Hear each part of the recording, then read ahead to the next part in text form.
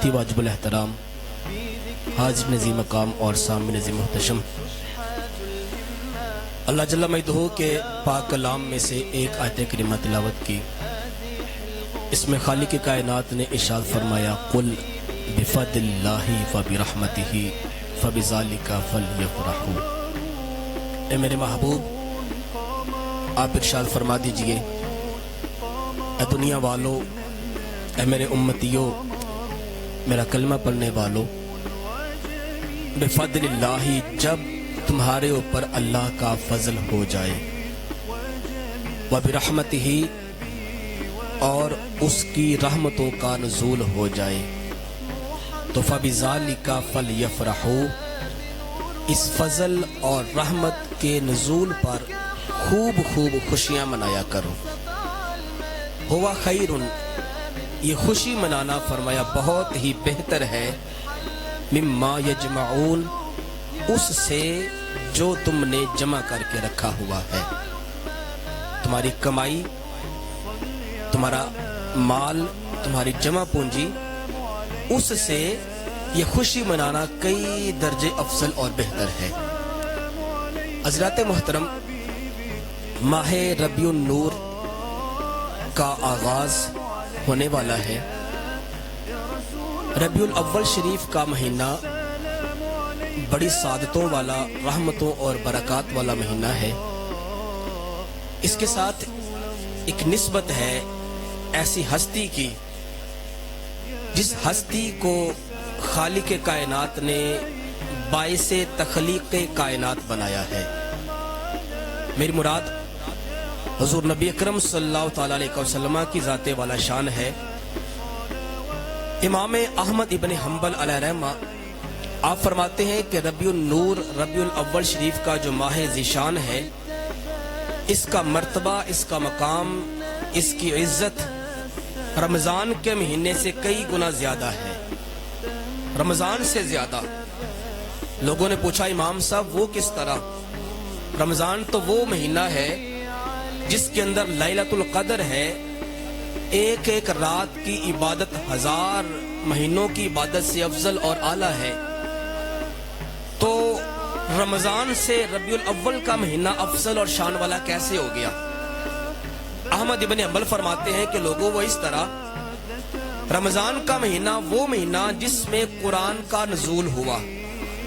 शहरु रमज़ान अल्लज़ी उन्ज़िला फ़ीहिल कुरान, रमज़ान का वो महीना है जिसमें कुरान दुनिया में नाजिल हुआ। तो कुरान के नुज़ूल की वजह से रमज़ान शान वाला हो गया।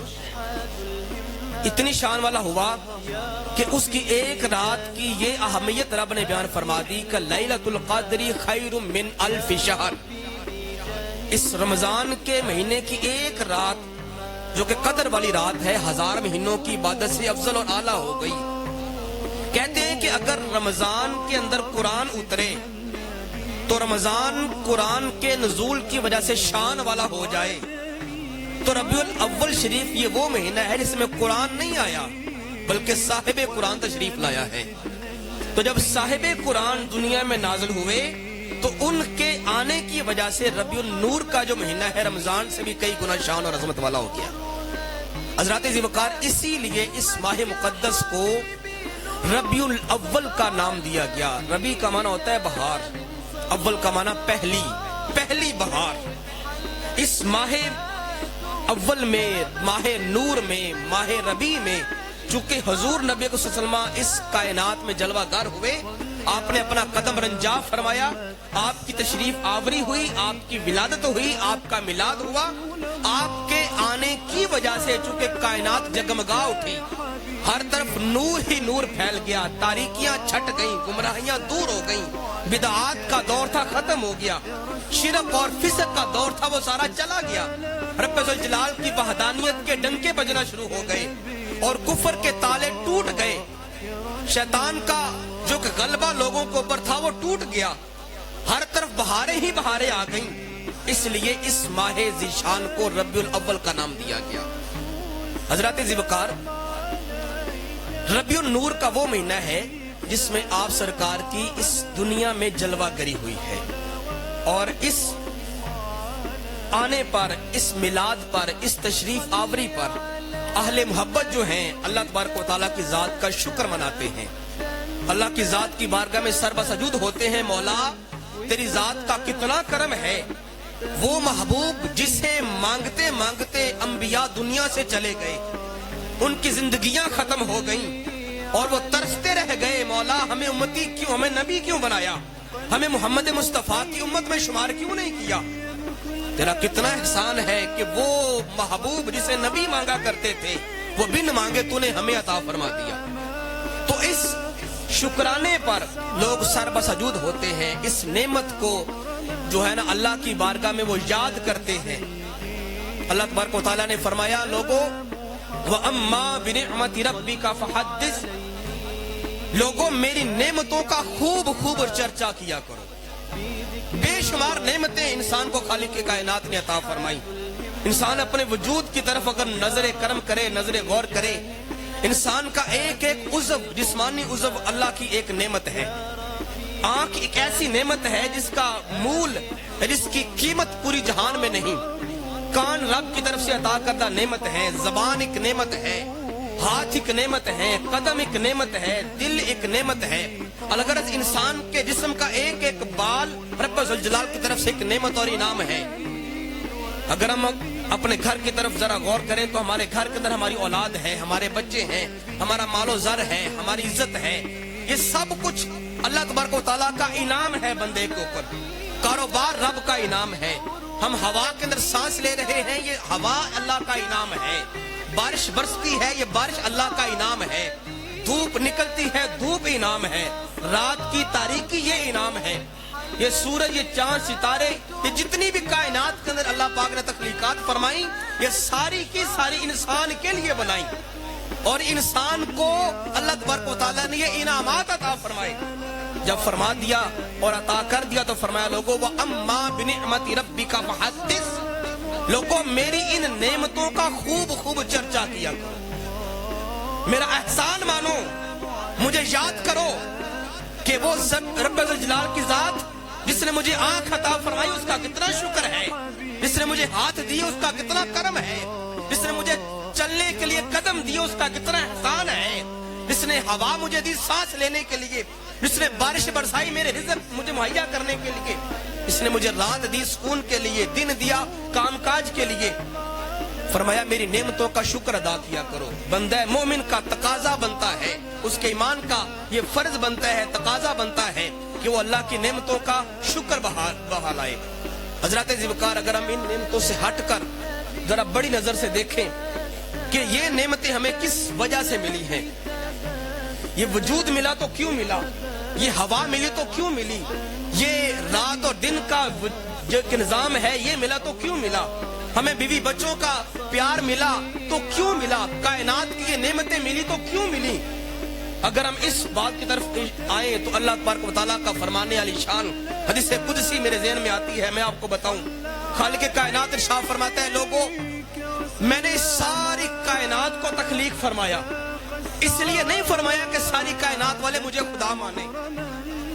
مجھے اپنے خدا ہونے پہ فخر نہیں کہ میں کائنات والوں کا خدا ہوں. کائنات والے مجھے اللہ اللہ کہہ کے پکارے، مجھے خوشی محسوس نہیں ہوتی. میں نے عرش اس لیے نہیں بنایا کہ میرے وہ ذکر کرے، میں نے کرسی اس لیے نہیں بنائی کہ وہ مجھے یاد کرے، میں نے انسان کو اس لیے نہیں بنایا کہ وہ صرف میری بارگاہ میں جھکا رہے. مولا اگر کائنات تو نے اپنی خاطر نہیں بنائی تو پھر کیوں بنائی؟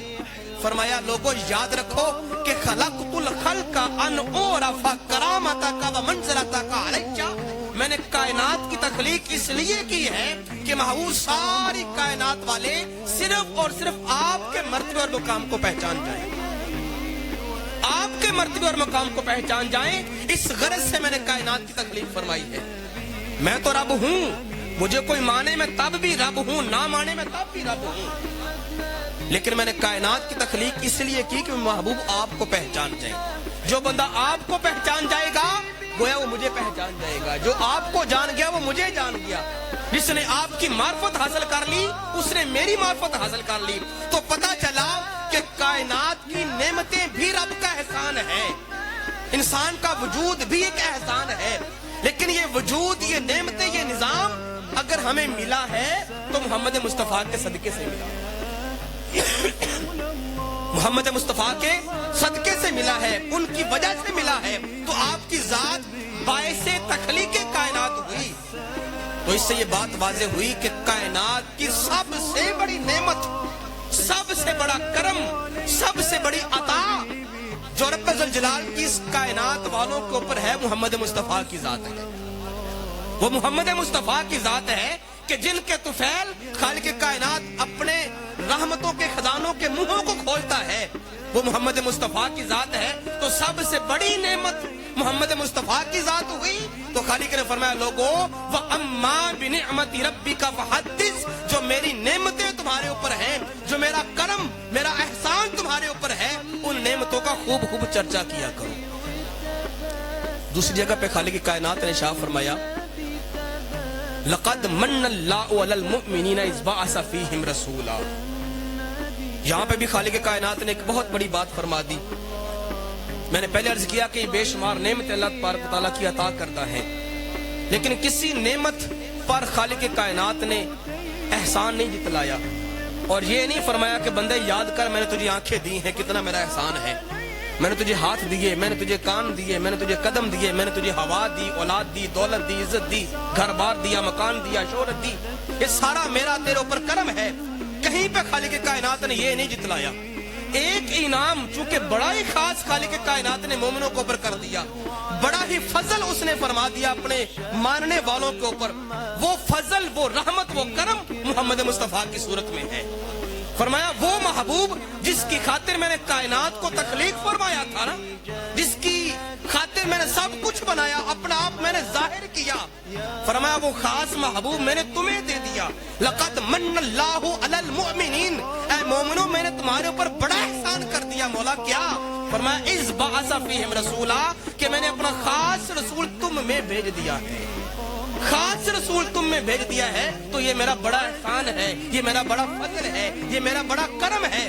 اور فرمایا کہ چونکہ یہ میرا فضل ہے، یہ میرا کرم ہے، یہ میری عطا ہے، میری رحمت ہے، اب ایماندار ہونے کا تقاضا یہ بنتا ہے، مومن ہونے کا تقاضا یہ بنتا ہے کہ اس فضل پر، اس رحمت پر، اس کرم پر اللہ کی بارگاہ میں سر بسجود ہو جائے۔ وَاذْكُرُوا نِعْمَةَ اللَّهِ عَلَيْكُمْ، جو نعمتیں رب نے تمہارے اوپر عطا کی ہیں ان نعمتوں کو خوب خوب یاد کرو۔ جو آیت کریمہ میں نے پڑھی اس میں اسی کی طرف اشارہ ہے۔ حضرات ذوالفقار اس ماہ ذیشان میں ہم آپ سرکار کے ولادت کے حوال کو بیان کرتے ہیں، آپ کا سیدہ آمنہ رضی اللہ تعالی عنہا کی طرف منتقل ہونا اپنے والد حضرت عبداللہ سے، اور بلکہ اس سے پہلے کی بات کو ہم شروع کرتے ہیں، پھر آپ کے ایام میں حمل ان کو بیان ہوتا ہے، پھر آپ کی ولادت باسعد کا ذکر ہوتا ہے، آپ کے بچپن کا ذکر خیر ہوتا ہے، پھر آپ کے لڑکپن کا ذکر، پھر آپ کی جوانی کا ذکر، پھر نبوت کے آغاز کے مراحل، یہ ساری چیزیں بیان کی جاتی ہیں۔ گویا یہ ایک قسم کی ایک محفل جو منعقد کی جاتی ہے، یہ اللہ کی بارگاہ میں ایک شکرانہ ہوتا ہے، ایک عاجزانہ طور پر بیٹھ کر ہم یہ اللہ کی بارگاہ میں شکر ادا کر رہے ہوتے ہیں کہ مولا تیرا کتنا کرم ہے کہ تو نے وہ خاص محبوب ہم میں عطا فرما دیا، ہمیں دے دیا۔ تو حضرات ذوالفقار یہ محفل میلاد، یہ حضور کا محفل کا ذکر کرنا، حضور کے آنے کا ذکر کرنا، یہ اللہ تبارک و تعالیٰ کے قرآن سے جس طرح آپ سماعت فرما رہے ہیں یہ ثابت، صحابہ کرام کے عمل سے ثابت، تابعین، تبع تابعین، الغرض یہ 14 صدیاں جو گزری، یکے بعد دیگر اگر ہم ان کا مطالعہ کریں، ہر صدی کا محدث، ہر صدی کا مفکر، ہر صدی کا فقیہ یہ بات لکھ کے گیا کہ ہم نے اپنے بڑوں کو دیکھا، ہم نے اپنے بڑوں کی کتابوں کو پڑھا، ہم نے اپنے بڑوں سے سنا کہ ہر دور میں سرکار کے میلاد کی محفل کا انعقاد ہوا کرتا تھا۔ حضرات ذوالفقار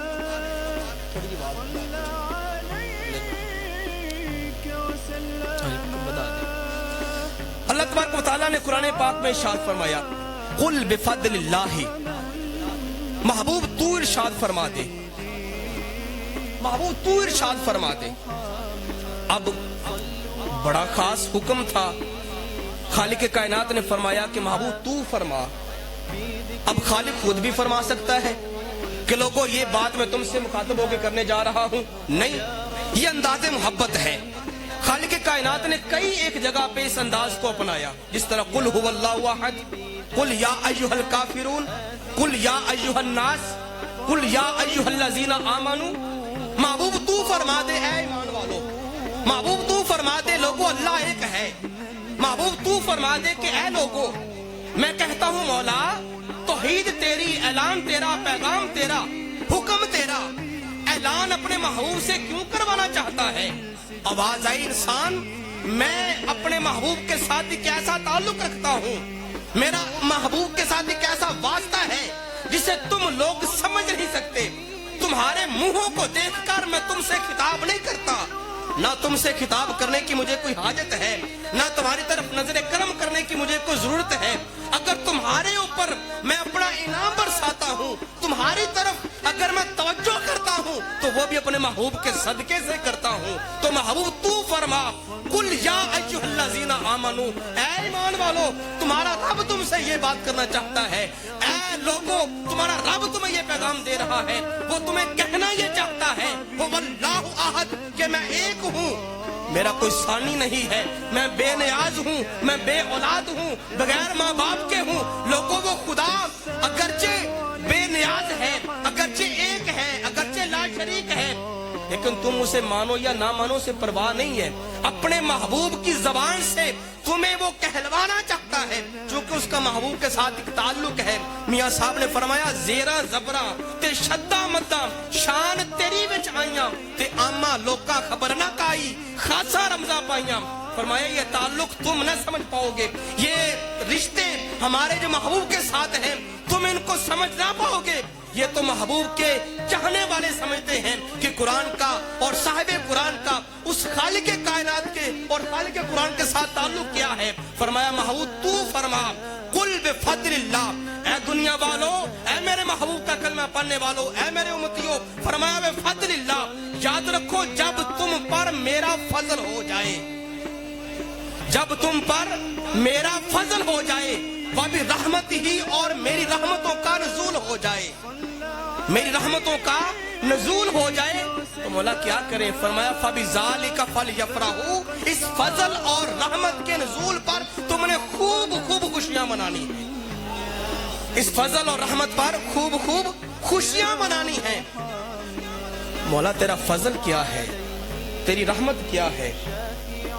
तफसीर इब्ने अब्बास, तफसीर इब्ने कबीर, तफसीर जलालैन, तफसीर मजहरी, तफसीर सावी, अलगरस अहले सुन्नत व जमात की जितनी भी तफसीर हैं तमाम का अगर आप मुताला करके देखें, वहां पे एक ही बात है, वल मुरादु बिफद्लिल्लाहि ताला हुवा मुहम्मद अल मुस्तफा सल्लल्लाहु अलैहि वसल्लम, कि रब के फजल से मुराद भी मोहम्मद मुस्तफा की जात है और रब की रहमत से मुराद भी मोहम्मद मुस्तफा की जात है। फरमाया लोगों जब फजल हो जाए, यानी मेरा महबूब तुम में आ जाए और उसके आने का दिन आ जाए, उसके मिलाद के अय्याम आ जाए, वो महीना आ जाए, तो फरमाया फल यफरहू, फिर खुशी मनाना तुम्हारे ऊपर वाजिब हो जाता है। फल यफरहू ये अमर का सीगा, और अमर जो है इसका हुक्म ये है कि अल अम्रु लिल वजूब, अमर किसी भी हुक्म को वाजिब करने के लिए आता है। फरमाया ये खुशी मनाना मुस्तहब नहीं है, ये खुशी मनाना सुन्नत नहीं है, ये खुशी मनाना सिर्फ जायज के दर्जे में नहीं। फरमाया फल यफरहू, ये खुशी मनाना तुम्हारे ऊपर वाजिब के दर्जे में है, जरूरी है। फरमाया अगर तुम मोमिन हो तो फिर डट कर खुशी मनाना होगी कि महबूब आ गया, अब खुशी मनाना वाजिब हो गया। मौला खुशी मनाएंगे तो फिर क्या होगा। फरमाया होवा खैरुम मिम्मा यजमाऊन, जो जमा पूंजी तुमने करके रखी हुई है औलाद की सूरत में, माल की सूरत में, दीगर किसी भी सूरत में, फरमाया उस सारी जमा पूंजी से एक लम्हे की खुशी मनाना तुम्हारे लिए बेहतर होगा। मौला कैसे। फरमाया खुशी के आसार तुम्हारे चेहरे पे नमूदार हो जाएंगे, तुम्हारे मोमिन होने की जमानत मैं खुदा दे दूंगा, तुम्हारे मोमिन होने की, कामयाब होने की जमानत मैं खुदा दे दूंगा। फजल से मुराद भी मोहम्मद मुस्तफा की जात और रहमत से मुराद भी कुरान पाक में खालिक ने फरमा दिया वमा अरसलनाका इल्ला रहमतल लिल आलमीन, महबूब हमने आपको सारे जहानों के लिए रहमत बना के भेजा है।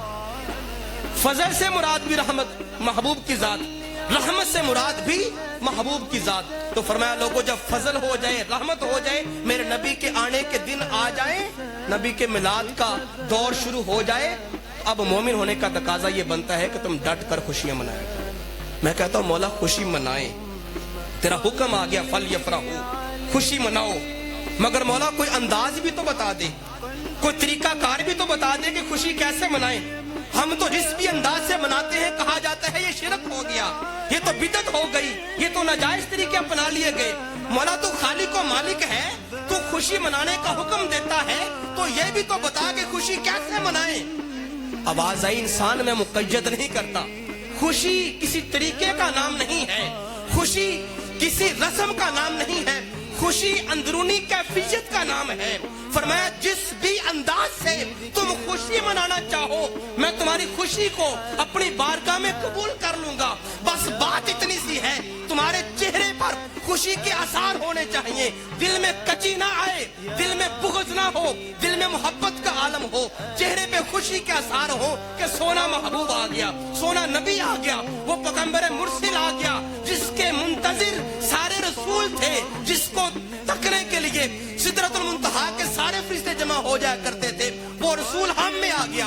फरमाया बस उसके आने पर खुशियों का इजहार करो, दिली कैफियत को अपने चेहरे पे ले आओ, तुम्हारे मोमिन होने की जमानत मैं खुदा दे दूंगा। हजरत ज़ीवकार फल यफरहू का जो लफ्ज है ये मुक़य्यद नहीं है, रब ने मुतलक फरमाया कि खुशी मनाओ।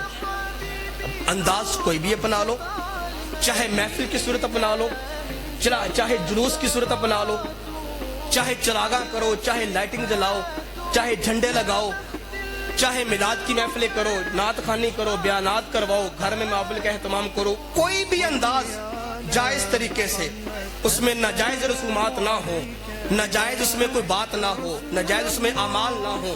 फरमा कोई भी जायज तरीका अपना लो, तुम्हारे मोमिन होने की जमानत मैं दे दूंगा और तुम कामयाब हो जाओगे।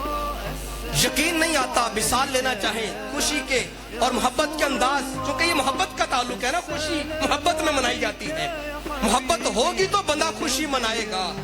किसी ने क्या खूब कहा था ना कि निसार तेरी चहल पहल पे हजारों ईदे रबीउल अव्वल, निसार तेरी चहल पहल पे हजारों ईदे रबीउल अव्वल, सिवाय इबलीस के जहां में सभी तो खुशियां मना रहे हैं, सभी तो खुशियां मना रहे हैं। तो चूंकि खुशी मनाने का ताल्लुक मोहब्बत के साथ है, अकीदत के साथ है, एहतराम के साथ है, तो फरमाया जो अकीदत तुम्हारे दिल में है, जो मोहब्बत तुम्हारे दिल में है, उसको अपने अमाल की सूरत में बाहर ले आओ, उसको अमाल की सूरत में बाहर ले आओ, तुम मोमिन होने की तुम्हारी जमानत तुम्हें मिल जाएगी। हजरत मौला अली शेर खुदा रज़ियल्लाहु ताला अन्हु, उनकी मोहब्बत का आलम, मस्जिद में बैठे टूटियों में वुजू किया, साथ ही गुलाम है अबुल असवद अद्दोइली। वुजू कर लेने के बाद मौला अली शेर खुदा ने आसमान की तरफ देखा, ना उंगली को लहराया, ना कलमा शहादत पढ़ा, आसमान को देख कर मुस्कुराना शुरू कर दिया। गुलाम ने पूछा, या अमीरुल मोमिनीन आपने ऐसा अमल क्यों किया? हमने ये तो रसूलुल्लाह से सुना है, जो बंदा कलिमा पढ़ता है, कलमे के बाद अपनी शहादत की उंगली को फैजा में लहराता है, खालिक उसके लिए जन्नत के 8 दरवाजे खोल देता है। हमने ये तो सहाबा से भी सुना है, मगर शेर खुदा जो अमल आपने कर लिया, ना कहीं पे देखा, ना किसी से सुना, ना कहीं पे पढ़ा, बताएं आपने ऐसा अमल क्यों किया है? मौला अली शेर खुदा फरमाने लगे, साथी पता तो मुझे भी नहीं कि मैंने ये अमल क्यों किया, पता मुझे भी नहीं कि मैंने ये अमल क्यों किया। बस एक दिन इसी जगह पे वुजू करते हुए मैंने अपने आका को देखा था, मैंने देखा था वुजू के बाद वो आसमान की तरफ देखकर मुस्कुरा रहे थे।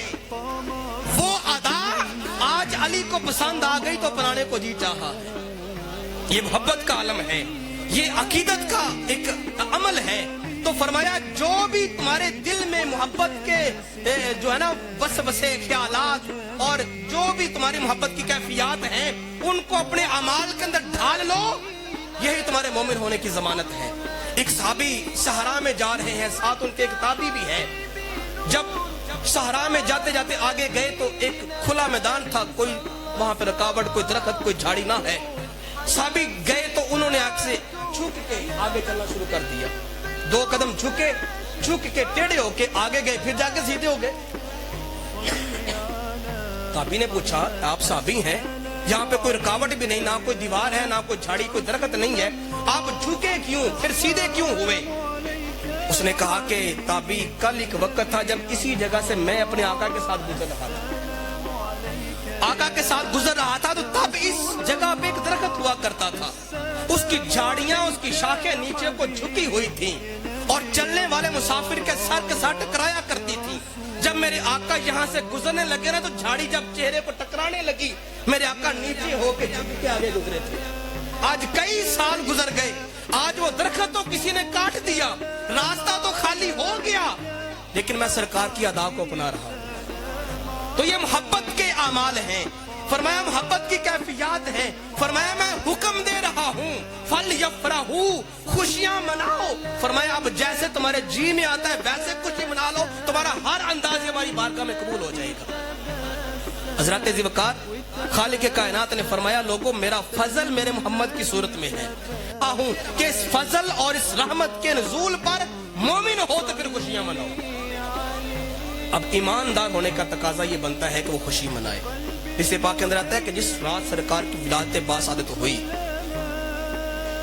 मशरिक की मछलियां मगरिब की तरफ जाने लगी, मगरब की मछलियां मशरिक की तरफ, शुमाल के परिंदे जनूब की तरफ, जनूब के परिंदे शुमाल की तरफ। जिन्नात इधर के उधर जा रहे हैं, उधर के इधर आ रहे हैं, परिंदे यहाँ के वहां, वहां के इधर।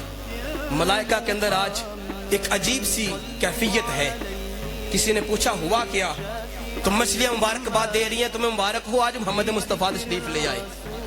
परिंदे एक दूसरे को मुबारकबाद दे रहे हैं कि आज मोहम्मद मुस्तफा दुनिया में जलवागर हो गए।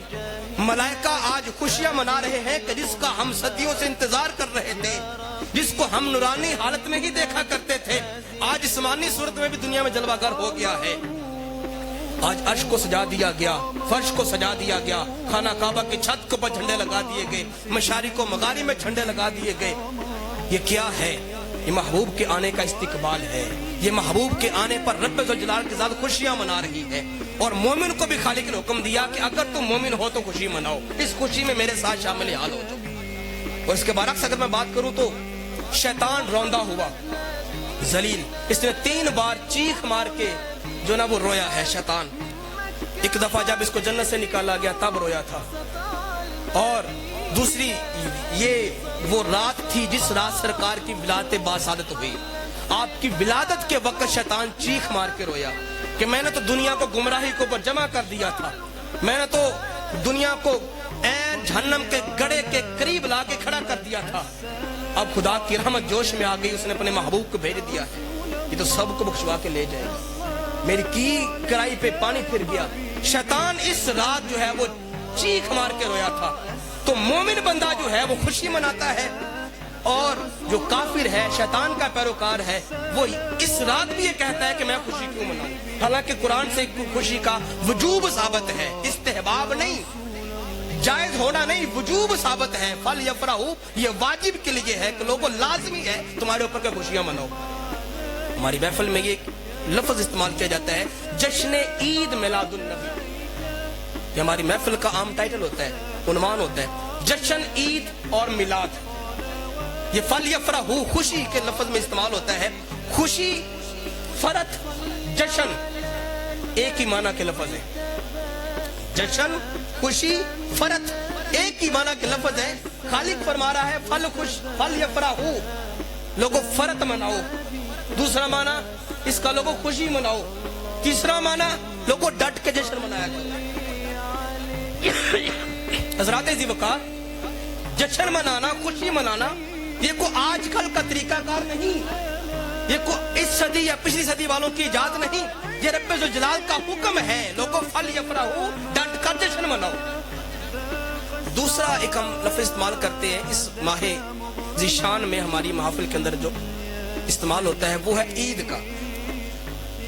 हम इस दिन को, 12 के दिन को ईद का नाम देते हैं, बल्कि दूसरी ईदों से भी इसको अफजलियत वाला दिन मानते हैं। एतराज ये होता है कि लोगों तुमने ये तीसरी ईद कहां से निकाल ली? ईदें तो 2 ही हैं, छोटी ईद और बड़ी ईद, फितर और बकर। तुमने ईद मिलाद कहां से निकाल ली? اس کا تو وجود نہ قرآن میں ہے نہ حدیث میں ہے. تو میں کہتا ہوں میرے بھائی اصل میں عید یہی عید ہے. اصل میں عید یہی عید ہے. اگر یہ عید نہ ہوتی تو کوئی عید بھی نہ ہوتی, نہ چھوٹی ہوتی نہ بڑی ہوتی. کیوں کہ اس عید والے دن ہمیں محبوب کی دید ہوئی ہے. ہمیں محبوب کی دید ہوئی ہے اور محبوب کی دید ہی کا نام ہی تو عید ہوتا ہے. محبوب کی دید ہی کا نام ہی عید ہوتا ہے. چونکہ اس دن سرکار دنیا میں جلوہ گر ہوئے, اس دن سرکار تشریف آور ہوئے, تو آپ کے آنے کے صدقے چھوٹی عید بھی مل گئی, بڑی عید بھی مل گئی. تو جن کے آنے کے صدقے ہمیں 2 عیدیں مل گئی تو ان کے آنے کا دن تو چھوٹی بڑی عید سے بھی بڑا دن ہوا.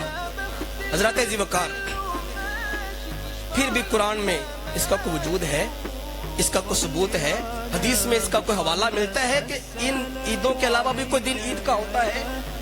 کیا ایسا کوئی ثبوت ہے؟ اور میں آپ کو بتاؤں.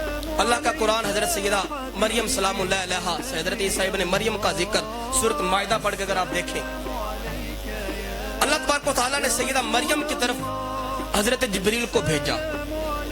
آپ مسجد اقصیٰ کی مجاورہ تھی, خدمت گزار تھی اور حجرہ ہی میں رہا کرتی تھی, وہاں سے اب باہر نہ جایا کرتی تھی. 16 یا 15 سال ابھی آپ کی عمر ہے. جبریل امین آ گئے کمرے کے اندر, دروازہ اندر سے بند, انسانی شکل میں. سیدہ مریم چونکہ پاک دامنہ تھیں, متقیہ تھیں, پرہیزگارہ تھیں, دیکھا کہ اجنبی شخص میرے پاس آیا ہے, گھبرا گئی. گھبرا کے کہنے لگی ہیں, اللہ کے بندے تو کون ہے اور یہاں پہ کیسے آ گیا؟ اگر تو رب کا خوف رکھتا ہے تو مہربانی کر یہاں سے واپس چلا جا, یہاں سے واپس چلا جا, کمرے سے باہر چلا جا, میں پاک دامنہ بی بی ہوں. جبریل کہنے لگے کہ مریم پریشان نہ ہو, پریشان نہ ہو, میں تیرے پاس اپنی مرضی سے نہیں آیا. کیوں آئے ہو؟ پوچھا, میں اللہ کے حکم سے آیا ہوں, میں اللہ کے حکم سے آیا ہوں. وجہ کیا آنے کی, علت کیا؟ اس نے کہا میں اس لیے آیا ہوں تاکہ میں تجھے آج ستھرا بیٹا دے کے جاؤں, آج میں تجھے ستھرا پاکیزہ مطہر بیٹا دے کے جاؤں, میں اس غرض سے آیا ہوں. عیسیٰ ابن مریم کی والدہ سیدہ مریم نے جب سنا نا کہ یہ مجھے بیٹا دینے کے لیے آیا ہے تو کہنے لگی, بیٹا مجھے کہاں سے ہوگا؟ وَلَمْ يَمْسَسْنِي بَشَرٌ, آج تک کسی مرد نے مجھے چھوا نہیں, نہ میری شادی ہوئی, نہ میرا کردار برا, تو بیٹا کہاں سے ہو جائے گا؟ اور تو کہتا ہے کہ میں تجھے بیٹا دینے کے لیے آیا ہوں. تو جبریل امین کہنے لگے کہ اللہ کا حکم ہی ایسے ہے, ہم تجھے بیٹا دے کے جائیں گے. خیر, جبریل امین نے ایک دفعہ پھونک سیدہ مریم کے پیٹ کے اوپر ماری. جب پھونک سیدہ مریم کے پیٹ کے اوپر ماری تو سیدہ مریم اسی لمحے حاملہ ہو گئی, حاملہ ہو گئی. اور یہ حمل جس طرح عام عورتوں کو 9 مہینے کا ہوتا ہے, وہ ایسا حمل نہیں تھا. ایسا حمل تھا کہ ادھر حمل ہوا, ادھر ساتھ ہی ولادت کا وقت بھی شروع ہو گیا کہ ابھی بچہ بھی پیدا ہونے لگا ہے. جب تکلیف ان کو محسوس ہوئی دوسرے ہی لمحے جبریل اتنے میں چلا گیا. تکلیف محسوس ہوئی تو انہوں نے سوچا کہ اگر میں اسی حجرے کے اندر قید رہتی ہوں تو کہیں پہ یہاں پہ غلاظت نہ ہو, اور یہاں پہ کوئی لوگ مجھے دیکھیں گے تو وہ کیا کہیں گے کہ میں یہ بچہ کہاں سے لے کر آئی اور کیسے میں پیدا کر رہی ہوں. تو کتنا ہی بہتر ہو کہ میں مسجد کا ساتھ چھوڑ کے کہیں باہر جھاڑیوں میں جنگلوں میں چلی جاؤں. تو وہ جلدی سے باہر جھاڑیوں کی طرف چلی گئی. جب صحرا میں جھاڑیوں میں گئی تو وہاں پہ ایک خشک تنا تھا کھجور کا. روایات میں ہے کہ اس کو کسی نے آگ بھی لگا دی تھی, کسی کی فصل میں ہوگا تو آگ لگا دی تھی, جل کے بسم ہو چکا تھا وہ درخت کھجور کا, خشک ہو چکا تھا. سیدہ مریم سلام اللہ علیہا اس درخت کے ساتھ یوں ٹیک لگا کے بیٹھ گئی. جب بیٹھی تو تیسرا لمحہ, تیسرا گھنٹہ کہہ لیں, وہ شروع ہوا کہ سیدہ مریم سلام اللہ علیہ کے اوپر وہ وقت عین قریب آ گیا کہ حضرت عیسیٰ کی ولادت ہو جائے. کوئی بی بی پاس نہیں, کوئی مددگار وہاں پہ نہیں. رب کا حکم تھا, رب کا امر تھا, رب کی روح کے دنیا میں آنے کا وقت ہو گیا تھا عیسیٰ ابن مریم کے, کہ سیدہ مریم نے عیسیٰ ابن مریم کو پیدا کر دیا. پیدا ہو گئے عیسیٰ ابن مریم. والدہ نے بچے کو یوں کر کے گود میں اٹھایا, دیکھا کہ رب نے مجھے بیٹا دیا ہے. बड़ा खूबसूरत बेटा रब का नबी ईसा, बड़े खूबसूरत जाहो जलाल वाले, माथा चूमा, आंखें चूमी, सीना चूमा, दिल को ठंडक पहुंची। साथ ही ख्याल आया कि ये क्या हो गया, ना मेरी शादी हुई, ना मुझे किसी मर्द ने छुआ, ना मेरा किरदार बुरा, बच्चा पैदा हो गया, कबीले वालों को मैं जवाब क्या दूंगी। जब ये सोच और ये दिल में ख्याल आने शुरू हुए, दिल से आवाज निकली जो जुबान के ऊपर आई, या लैतनी मित्तु कब्ल हाज़ा, ये दिन देखने से पहले मैं मर क्यों नहीं गई, कि लोगों के सामने क्या जवाब दूंगी कि जकरिया की परवरिश में रहने वाली मरियम, मस्जिद क़सा की मुजावरा, जिसकी माँ भी पाक दामना, बाप भी पाक दामना, मामू भी पाक दामन, मस्जिद की खिदमत गुजार, और बच्चा लेके आ गई। या लैतनी मित्तु कब्ल हाज़ा, ये दिन देखने से पहले मैं मर क्यों ना गई। इतनी सी परेशानी अभी चेहरे के ऊपर है, जुमले जबान से जारी हैं। ईसा इब्ने मरियम जो आज अभी 1 घंटे का टाइम हुआ है पैदा हुए, चंद लम्हात की उम्र है ईसा इब्ने मरियम की, देखा कि मेरी वालिदा मेरे आने की वजह से परेशान हो गई और जबान से अजीब किस्म के जुमले अदा कर रही है। पहले घंटे की उम्र ईसा की, पहले दिन का, अभी उनका दुनिया में जलवागरी का आने का वक्त है।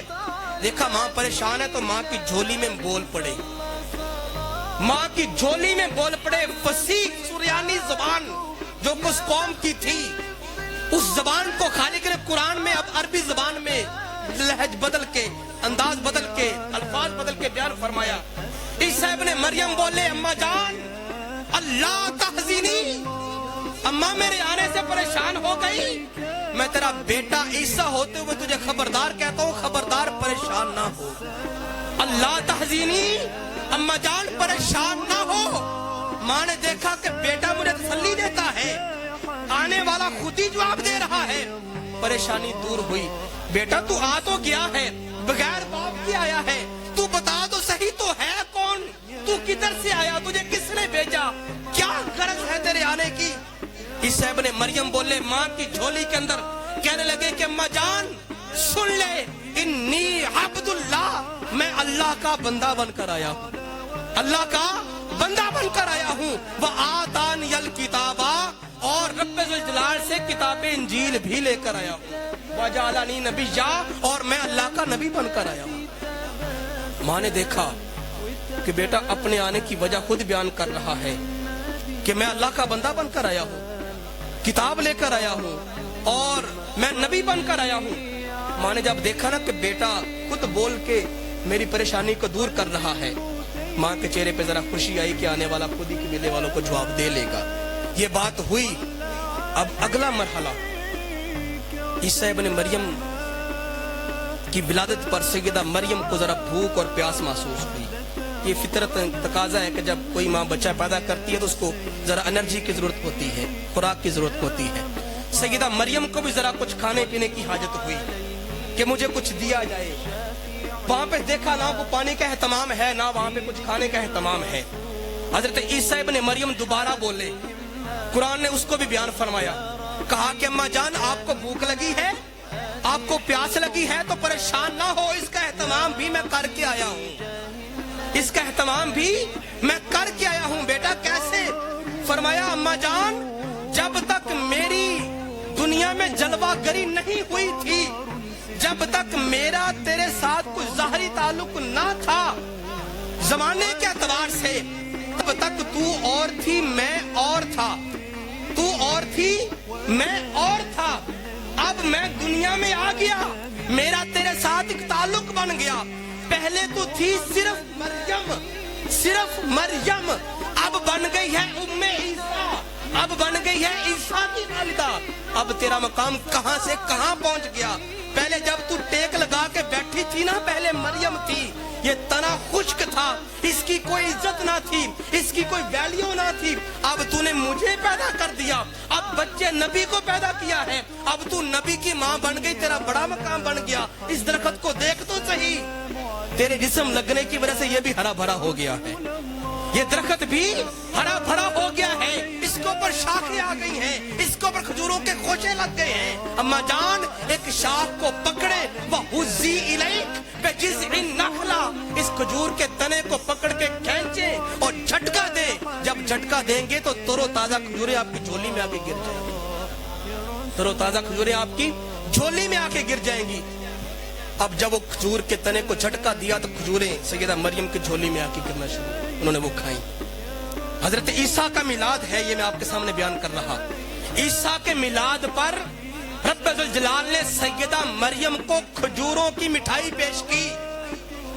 रब्बुल जलाल ने ईसा के मिलाद पर सैयदा मरियम को खजूरों की मिठाई पेश की, और ये मिठाई पेश करना रब का तरीका, रब की सुन्नत कहलाई।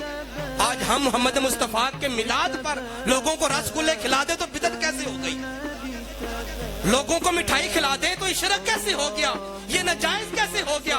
नबियों के मिलाद पर लोगों को मिठाई खिलाना ये तो रब्बुल जलाल का तरीका कार है। लेकिन ये ईसा है, ये उम्मती हैं। आओ मैं तुम्हें आका की बात सुनाऊं, आओ तुम्हें मोहम्मद मुस्तफा के मिलाद की बात सुनाऊं, इशारतन करते चला जाऊं।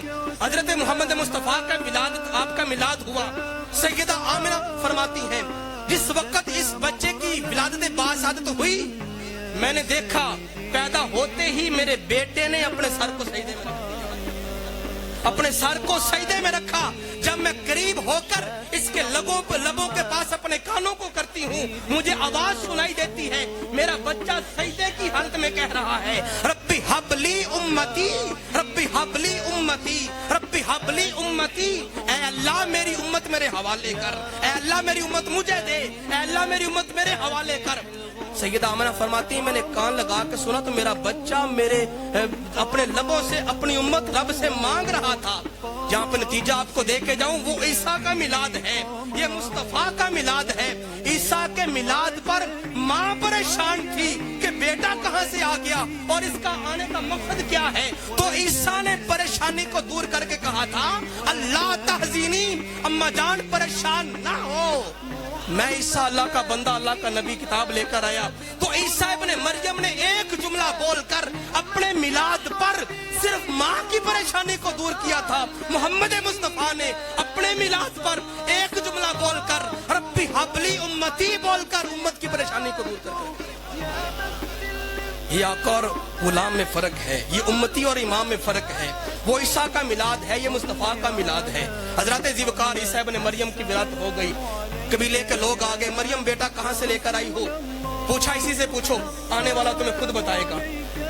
यहूदी तो उस वक्त सारे, उन्होंने कहा बच्चे कभी बोलते हैं, एक तो बेटा लेकर आई, ऊपर से कहती हो इससे पूछो, हमें मजीद गुस्सा दिलाने वाली बात करती हो। फरमाने लगी नहीं नहीं मैं तुम्हें ऐसी बात नहीं कर रही, पूछो तो सही, तुम्हें खुद जवाब देगा। जब उन्होंने इशारा करके पूछा बच्चे बताओ तू कौन है, किधर से आया, फिर बोले इन्नी अब्दुल्लाह, लोगों में अल्लाह का बंदा बनकर आया। वह आतानी अल किताब, उसने मुझे किताब भी दी है। वह जअलनी नबिय्या, और मैं अल्लाह का नबी बनकर आया। अच्छा लोग आए थे ना, बड़ी पते की आपको बात बता के जो अकीदे के साथ इसका ताल्लुक है। लोग आए थे इसलिए कि ईसा की वालिदा को जरा वो पूछे कि तेरा किरदार बुरा क्यों है। बच्चा तो आ गया, वो तो मासूम है, उसे क्या पता कि कैसे आना है। आने की वजह तो मां बनती है ना। यहूदी आए थे इसलिए कि मरियम से पूछे, मरियम तू बता बच्चा कहां से लेकर आई है। अब इसका जवाब ये बनता था कि मरियम कहती भी बच्चा इस तरह से आया है, इसका बाप फलां है, या इसको फरिश्ता दे गया है, या मुझे रब ने हिबा किया है, कोई ऐसा जवाब देती। अब सवाल और आगे जवाब और। सवाल उनका ये था यहूदियों का, मरियम बता बच्चा कहां से आया, तू किधर से लेकर आई। अब जवाब में ईसा बोल रहे हैं, जवाब हालांकि देना मां के ऊपर फर्ज था, दे बेटा रहा है और बोल भी अपने बारे में रहा है। ये नहीं कहा कि लोगों खबरदार, मेरी मां को बुरा कहने वालों खबरदार हो जाओ, मेरी मां पाक दामना है, इल्जाम तराशी ना करना, इसको ऊपर इल्जाम ना लगाना, वो पाक दामना है। मैं तुम्हें बताता हूं कि ये पाक दामना है, लेकिन ईसा ने मां की पाक दामनी बयान नहीं की। इल्जाम था, इल्जाम को दूर करना फर्ज था, लेकिन पाक दामनी ईसा ने बयान नहीं की, अपनी ही सिफात फजाइल बयान करना शुरू कर दिए। लोगों में अल्लाह का बंदा, किताब लेकर आया, नबी बनकर आया।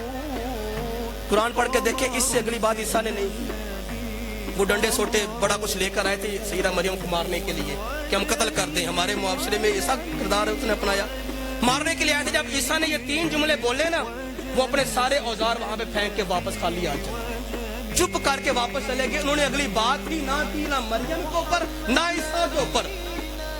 क्यों?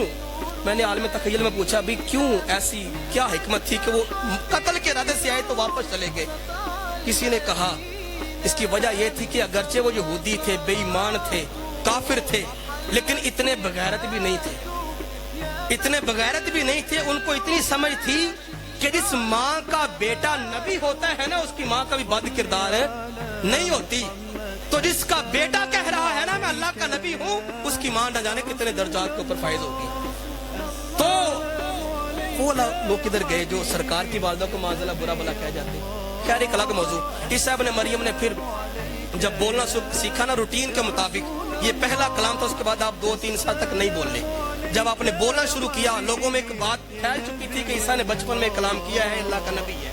आपने लड़कपन में, बचपन में बल्कि लोगों को अपने कलमे में, हल्के में दाखिल करना शुरू कर दिया। 30 साल में तो आप वापस आसमानों पे चले गए थे ना। उससे पहले आपने सब लोगों को ईसाई कर दिया था जिन्होंने कलमा पढ़ाना था। खैर कलमा पढ़ा दिया।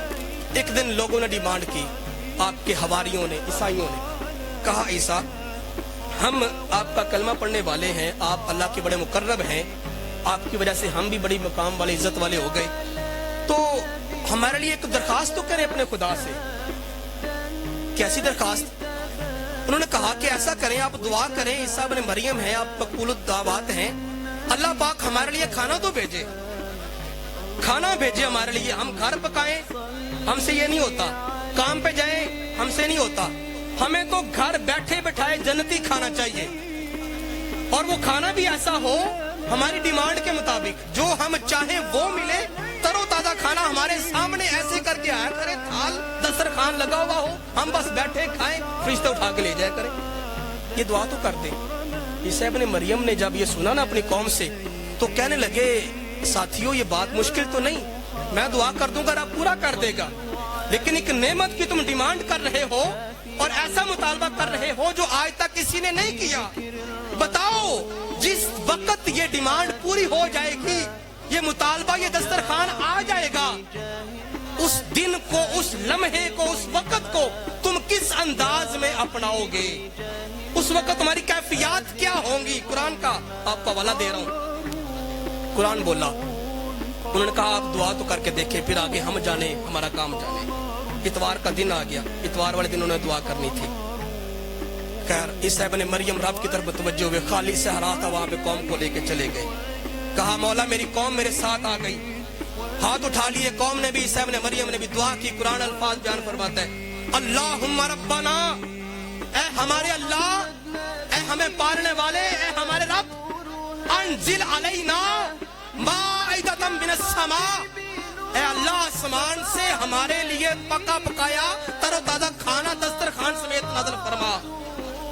ईसा इब्न मरियम खुले मैदान में दुआ मांग रहे हैं। सूरत माइदा के इसका जिक्र है, अल्लाहुम्मा रब्बना अनजिल अलैना माइदतम मिनस समा, मौला आसमान से खाना नाज़िल फरमा।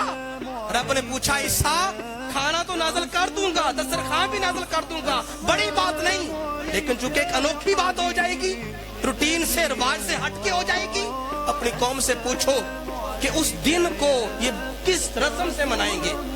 पूछा, कौम ने जवाब दिया, कहा कि मौला जिस वक्त तेरा ये इनाम नाज़िल होगा, तेरी रहमत नाज़िल होगी, तो तकूनु लना ईदा, वो दिन हम सब के लिए ईद का दिन होगा, वो दिन हम सब के लिए ईद का दिन होगा।